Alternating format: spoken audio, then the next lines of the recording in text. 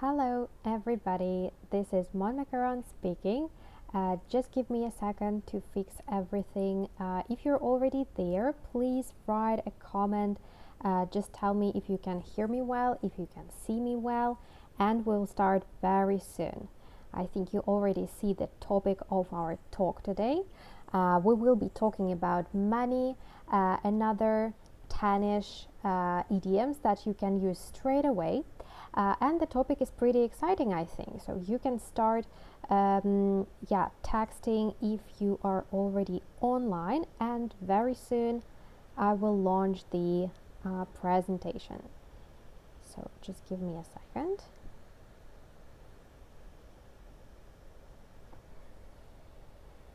Okay, I think that so we are live. I think we can get started with the presentation again. So who has just joined us?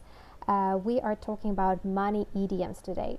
And let's face it, money is important, and knowing how to speak about them in English is important as well. So stay with us if you want to expand your vocabulary and maintain any conversation about money. So here is what we're gonna start with. So just give me a second, because I can see a message that our live stream is not that actively uploaded, so I need just a second to fix everything. If there are some troubles with the video, also please let me know in the comments.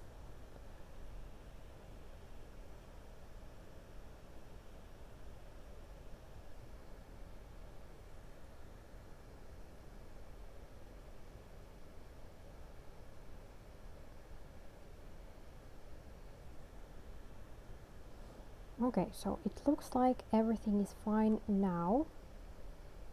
Okay, so anyway, let's get started. If something pops up, like the demonstration or the live stream stops, just please try to connect with us on Telegram, for example, and let us know that something is wrong. So, as I said, money idioms, here they are, and I suggest starting with a warm-up. As a warm-up, I have a couple of synonyms for money, and I'm sure you've heard some of them before. Money is kind of standard version, and it's pretty annoying to say money all the time, especially in books and films with different levels and different contexts. You might hear such words as funds, subsidization, or supply. Usually it is money supply. So when a company is talking about funds, they are trying to raise funds. It means that they are trying to get more money for their business. Another thing can be medium of exchange, right? Because we use it to change, for example, exchange money for goods and stuff like that, or capital. So you can use any of them. Then we have money and cash, the most standard one. Cash is starting to become more casual, so it's not like slang anymore. It's just a simple way of saying money. And in TV shows, in like teenage setting, for example, you can also hear clams, cabbage, just like the vegetable. Then dough and bucks. Usually big bucks, because little bucks doesn't really make sense. So bucks is just the same as currency as dollar. So again, you can use them anywhere, just depending on the setting where you are. So for example, if you're having a business conversation with your colleagues or like company management, don't say clams, right? Just try to say capital or funds. That would sound more appropriate. That being said, I think we can start with the idioms, and just to give you a quick idea of what idiom is about. This is something that doesn't really have a direct meaning, so we cannot translate it word to word and keep this meaning, so it will just lose sense. So this is something that we have to know. I mean, the translation, you have to know the translation. For example, for the word expensive, which means costs a lot of money, we have here at least 3 idioms that will replace this word. You can say that it cost an arm and a leg, so like directly, like your arm and a leg. So obviously they're very dear for you and you wouldn't like to exchange them for something else. So if you do have to exchange them for something, it means that this something costs a lot. For example, this car cost me arm and leg. So we can add like an arm and a leg, or you can just omit the articles just to say it quicker. Now we tend to avoid articles at all. So this car cost me an arm and a leg. Be careful with it. Yeah, so don't break it because it was so expensive. That's the first one. Okay, then to cost a fortune. Fortune in general is a big money that we get, for example, after somebody dies and leaves us their funds. So this house costs a fortune, right? So it is huge. It is obviously kind of a luxury building, and it costs a fortune. So it means it costs a lot. The third one, already a slang, I would say, it's a rip-off. Yeah, I'm not buying this t-shirt for $100. It's a rip-off, right? Obviously it costs less. And if some people request more money for that, it means that it's a rip-off, it's some scam, and it doesn't really cost that much. I want to remind you what actually rip-off means, or more importantly, the word rip means. It's like tear something apart. Yeah, so you see the translation, it might help you. When translating this expression, I believe in most languages we have the same association. If you rip it, you're kind of using your force, taking something away from somebody. It can be the same with money. So it's a rip-off, it costs a lot of money without any explanation. We don't know why it costs that much. Okay, so try to visualize the picture. It might help you in future to recall this idiom when you want to use it in speaking. Also about the expressions, actually we can use the prepositions to help you describe how much you or somebody spends. For example, we have to live below our means.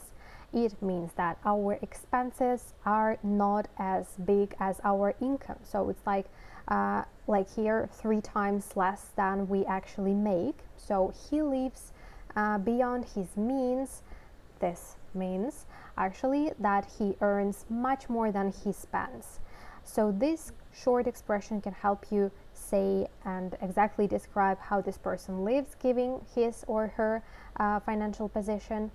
If it is something in the middle, so it's not as much as he earns, but he can afford, going to some places from time to time, we can say he lives within his means, yeah, or we live within our means, like we can afford things, so we earn enough, we don't spend that much within.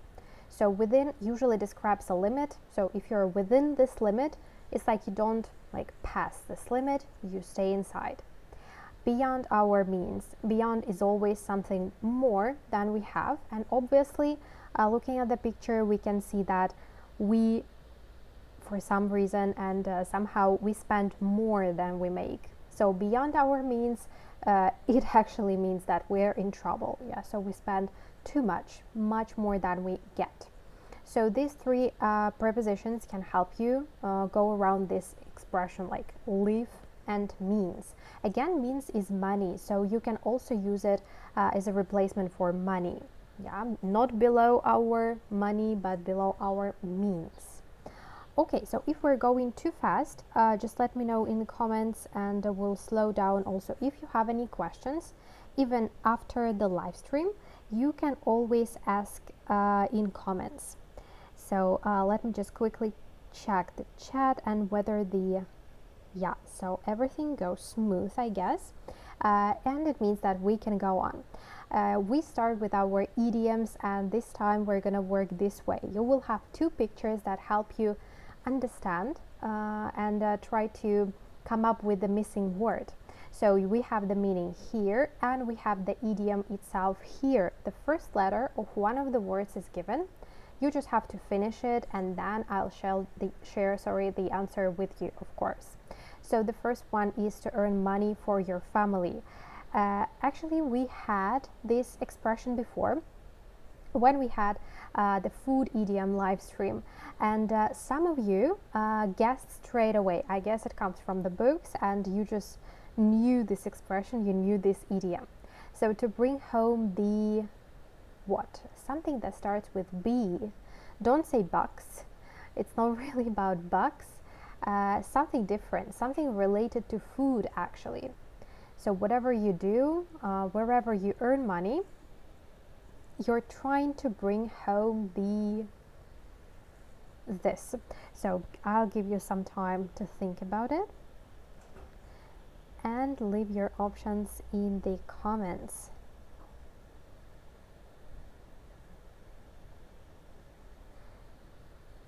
Okay, so as a warm-up, I think we can share this one straight away and see if we had the same idea, because there are a lot of words that start with B, but it's actually to bring home the bacon. Yeah, just like food, the one that we prefer with eggs in the morning. And the example will be, he works day and night trying to bring home the bacon, right? So he works a lot, just trying to get enough supplies for his family or for himself. And here's the little sneak peek of the previous presentation on food idioms that we had. The thing is that in the 20th century, the food was affordable. This kind of food, I mean the bacon, was affordable only to people from the working class. And if you bring home the bacon, it means that you had some earnings and you're in quite a good financial position. That's what they say. So to bring home the bacon. Next one, again, have a look at the pictures. They will help you for sure. So we want to say that we save money in order to be able to feed oneself, or just to provide enough means for our family. So we do what? We make something do something. So we save this money, and usually it has a meaning that it's quite difficult to do that, but still people try to make. So they try to make. I will just move my picture a little. It's not in the best position. Sometimes it covers the content, but I hope it's fine now. So to make ends meet. Yeah, we do have the same translation. It's one of the rare cases where we can translate the sentence and have the same in your native language. I mean, they had to sell their house in order to make ends meet. Yeah, so they were obviously in not the best position, but after selling the house, it was easy to kind of procure their family to get food to feed themselves. That's the thing. Okay, to make ends meet. Right. So this picture, I think, will help you a lot. Here we will try to say that we acquired a lot of money. Not really acquired. Most importantly, we got this money. Sometimes by earning them, sometimes just by chance, like using this machine. You definitely know what it is. So we say to hit what? So again, you know this word. It starts with J, and we do have the same thing in our language, that's for sure. Okay, so think about it, and then I give you the correct option. So this is to hit the jackpot. Jackpot, the same thing in every language, I guess. You went to that luxury hotel and bought a Ferrari. Did you hit the jackpot? Like, tell me the truth. Did you get a lot of money like suddenly and by winning it, for example? Okay, so I will just have a look. Maybe you had the same option here. Okay, so jackpot anyway was easy to guess thanks to the picture. So the next one is to look gorgeous. So it's not directly related to money. It's just another way to say if somebody looks good, and it contains the word about money. This is to look like a dollars. So there should be a sum of money, a considerable sum of money for sure. To look like how much dollars, how many dollars, sorry, because usually money is uncountable, yeah, but dollars, they can be like $1, $2, $3. Okay, so look like $1 million, not more, not less, but $1 million. You look like $1 million in that dress. Where did you get it? So hopefully the picture conveys the meaning, like $1 million. Attention that this is a, yeah, it means that one. For some reason we do have it here like $1 million, yeah, despite the fact that this is plural. Good, okay, I'm sure you've heard it somewhere. And another one will be relatively new. For sure, people who go on dates or people who watch films where people go on dates must have heard this idiom. For your help, I added this picture. Maybe it will be explicit enough, maybe not, but this idiom means to split the bill and pay for yourself.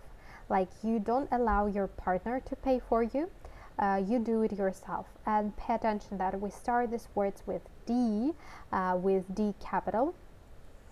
So it must mean either a name or nationality or country. So I'm waiting for your options.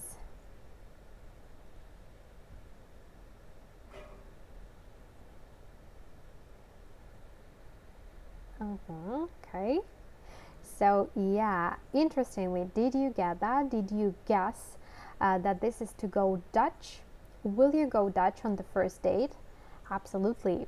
Like I will split the bill with my partner. I will pay for myself, right? And that's probably because Dutch people prefer to pay for themselves, right? As a really independent, especially women, they prefer to pay for themselves and split the bill even when they go on a date. And I hope that you didn't confuse this nationality name, because this is something that a lot of students do, a lot of people, just because they sound the same. So again, Dutch is an adjective or nationality name for people who come from the Netherlands, from Holland. This is not Denmark, right? So Danish is the adjective describing a person who comes from Denmark. So I hope that it makes sense now, and I hope that it is successful, right? So to go Dutch, to split the bill, to pay for yourself. Okay, another one. When you have to spend a lot of money, you might say, oh, I have to the bank. I have to the bank. Obviously, bank is like money that you already have, like something that you saved. So probably you'll have to spend more than you expect, and to take something from the reserved money that you saved for something. To do what starts with B. Not that many verbs that starts with B.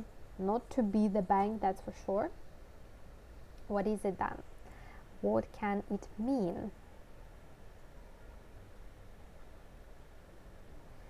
Okay, let's check this one. This is to break the bank. So spend more than you usually do or than you expected. So we'll have to break the bank if we want to buy everything for the party. Obviously it costs more, and if they hit the bank, because sometimes it's hit. Yeah, so if they break the bank, it means that they pay more than they expect. So they start spending something from their savings. That's the best way to describe it. Some more to go. Very soon we're gonna have charades and it will be easier to guess, but for now I hope these pictures help. Very common, very spoken, I would say, more like a slang. And here only the preposition is missing. So we don't ask you to kind of create the word here, only the preposition, and if you're attentive enough, you will definitely know what preposition is missing. So this means to suddenly spend a lot of money on something. Usually you don't really need it, it's just a spontaneous desire to spend a lot of money on something quite expensive, not very needed. This is to splurge something. What can it be? To splurge in something, to splurge at something, for something. So even if you're watching us after the live stream, take this chance, try to guess, because very soon we're gonna have the correct answers. You can even stop it, stop the video, and then we'll check it all together.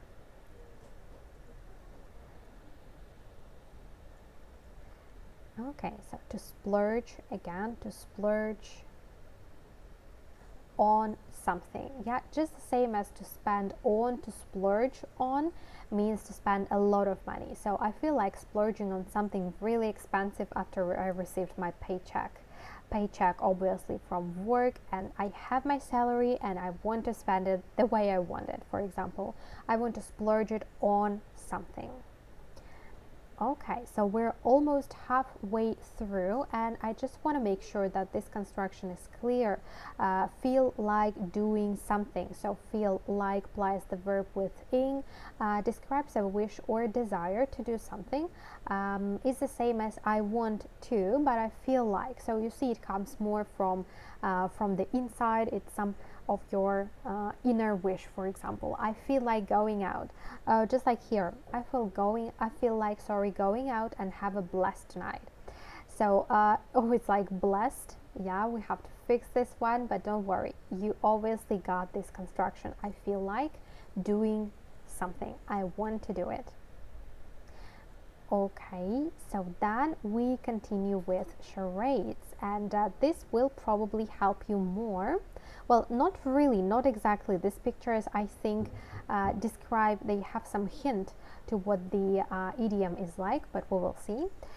So for example, if you owe money to somebody, if you took it from someone and you have to give it back, it means that you have a debt, or you are in the what? To be in the something. Let me help you. It's a color. This is why I say that it's something in the picture that can help you understand what we meant here. So what is this idiom about? Okay, not that many colors that starts with R, I think. So this is an easy one. This is to be in the red. So if you or your bank account are in the red, you owe money to the bank. Yeah, so in the red, it actually comes from the system where you can see, like on the computer, you can see your account. If it is red, there must be some problem. So in the red started to mean that you owe money to somebody. You have to give the money back. So pay debt. And I want to stop on this one a little because we do not pronounce B here. It's not debt, right? It's just uncomfortable to pronounce. So quite naturally it comes as just a second. Debt. Yeah, this is debt. Okay, good. So then we come to charades, and again I want to take a little pause to make sure that everything works properly on the technological side, because I can see some troubles with the connection. So just give me a second.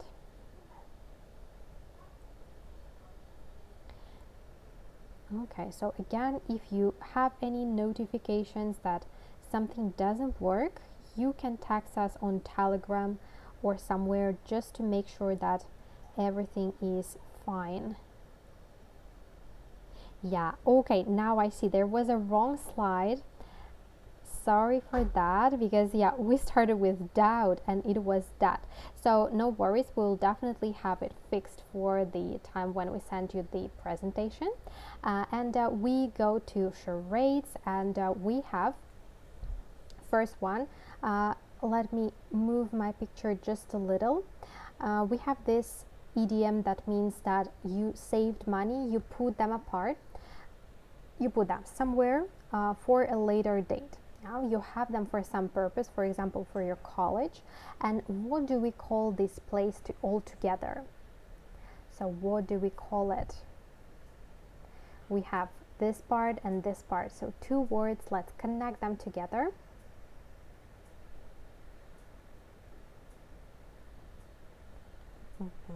So let me check the chat. Probably There are some answers there.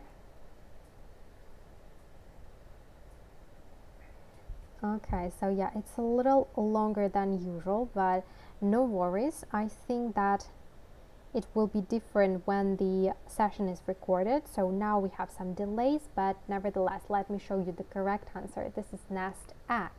Did you know that he has a fat nest egg from his college years? Again, about college. Like throughout his college years, he earned some money or he just put them aside for a later date. So nest egg is like zanachka. That's what we call it. Good. So then another charade. Again, two parts, and this is about money that you can easily get. It comes from a song, if I'm not mistaken. We have it in the song.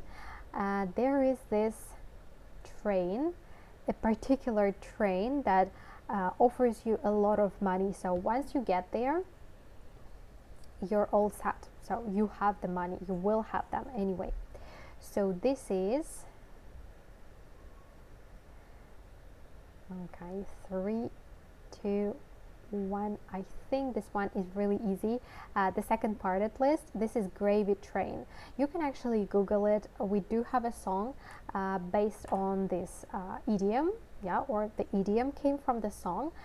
We cannot know for sure. So gravy train, some place or job position probably where you can get easy money and very quickly. So come to Hollywood and get on the gravy train.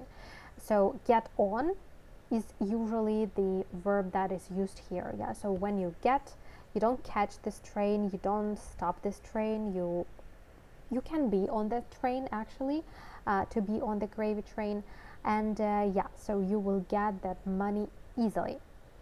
Okay, some more. So this is about a payment that people get when they want to retire or when their bosses want them to retire. Or even they don't need this person anymore in their company, but they don't want to just let him go. This is what he or she gets when he or she gets laid off.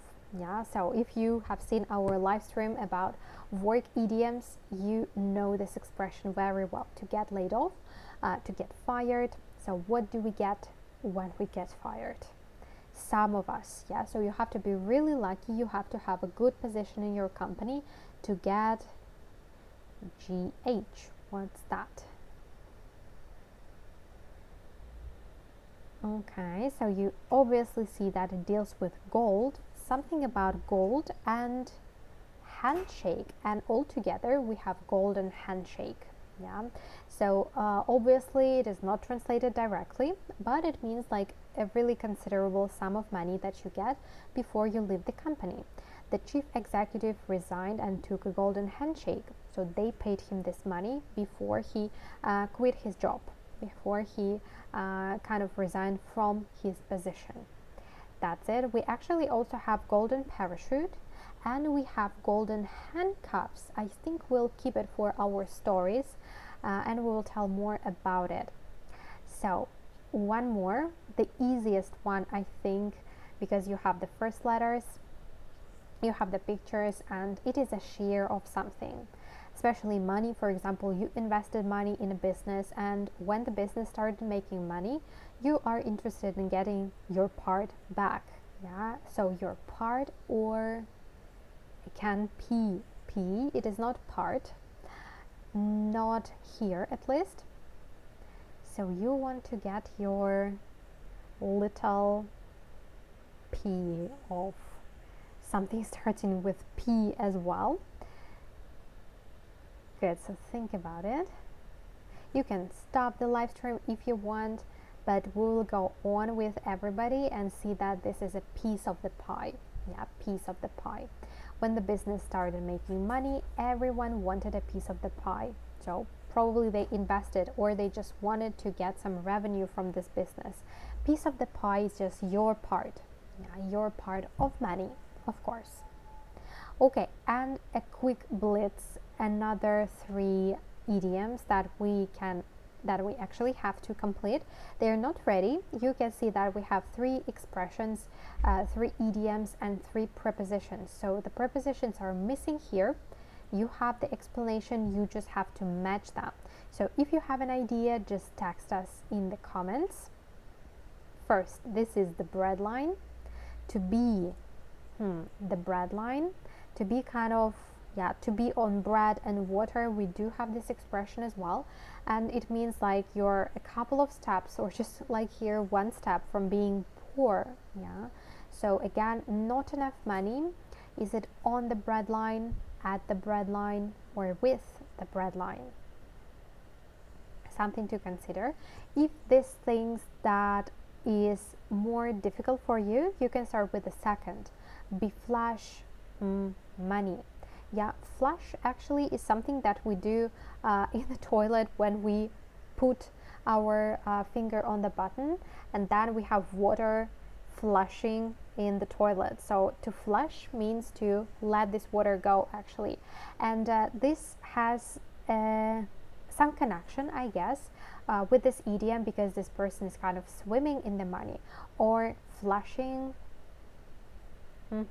money. Yeah, so to be rich, to kind of swim in money. We don't have in, we have something different here, so it is up to you to see what exactly. Okay, and the last one, all costs. Yeah, it means at any price, whatever it takes, at all costs. So yeah, I think you know this one. This is why I don't want to hold you any longer, and I want to give you the correct answer. So on the bread line, to flush, or sorry, to be flush with money at all costs. Yeah, so at all costs I will get to that university, even if it is too expensive, if I'm too stressed, at all costs I will get to that university. Okay, so then I think we can get to our final part. You worked really well, I'm sure, if you're watching it after the live stream, and if you ask yourself how to recap all this vocabulary, you can try our small talk. So you can literally train 15 minutes per day. You can choose your schedule. You can talk individually to your teacher, yeah, to your tutor, and you will find the best schedule that you have. So it's very affordable. You can see the price here, and what's more important, it's individual. So you talk one-to-one with the tutor, and if you ever wanted to start to get serious with English, this is the best way, because this is actually the individual format, but at the best price, because it's so short and it is so comfortable to find time for it. So it's easy for you, for the teacher, and it makes just the best composition altogether.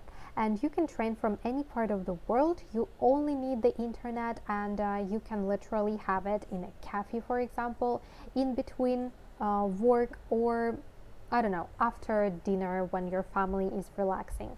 So it is really quick, it's really effective, because it imitates a real conversation, and it's interesting for everybody. So there's literally any topic, like you can choose from anything you like, and you can talk on WhatsApp, Skype, Zoom, Viber, and you can suggest your own way, but please make sure that it has this possibility to have like video calls, because it's really helpful when it comes to interaction. Also, when it is Zoom, for example, or Skype, we can together watch some multimedia information, we can attach some files, and we can just work just the same way as we work right now, right? So there's just more feedback, you know, more interaction.